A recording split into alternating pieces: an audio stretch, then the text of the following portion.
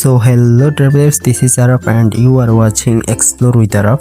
তো আজকে আমি আপনাদের সাথে শেয়ার করতে যাইতেছি চট্টগ্রামের অত্যন্ত জনপ্রিয় একটি জায়গা সিআরপি, যেটি কিনা চট্টগ্রাম শহরে ফুসফুস বলা হয়।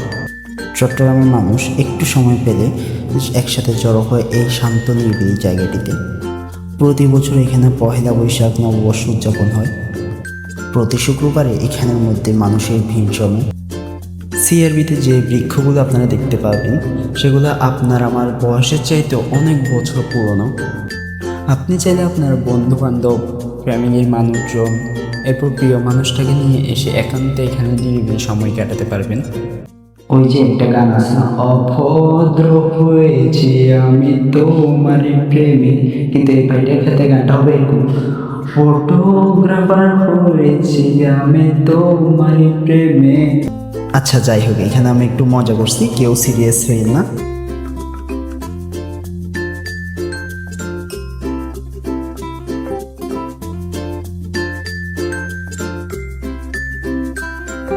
সিআরবি যেরকম প্রাকৃতিক সৌন্দর্য এবং বন্ধু আর ফ্যামিলিদেরকে নিয়ে আড্ডা দেওয়ার মতো সেরকম একটা জায়গা, ঠিক সেরকম এখানের মধ্যে স্ট্রিট ফুডের জন্য জায়গাটি বেস্ট।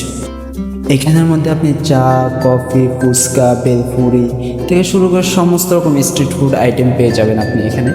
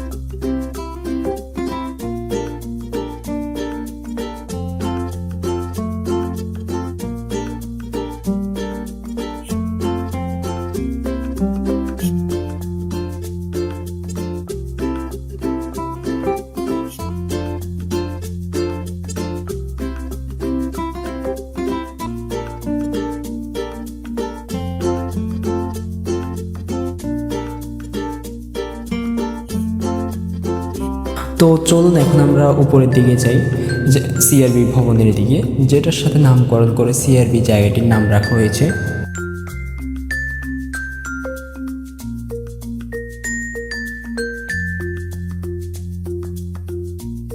সিআরবি ভবনটিতে আগে চাইলে প্রবেশ করা যেত, কিন্তু বর্তমানে এটি সংরক্ষিত করে রাখা হয়েছে, তাই এখানের মধ্যে প্রবেশ নিষেধ।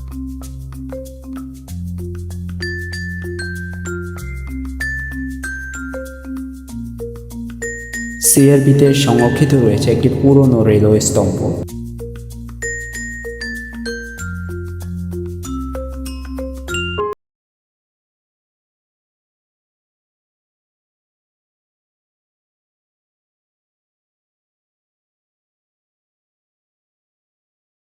এটির ভিতরের অবস্থা খুবই খারাপ, সমস্ত কিছু জং কাপড়ে ভেঙে গেছে, নষ্ট হয়ে গেছে।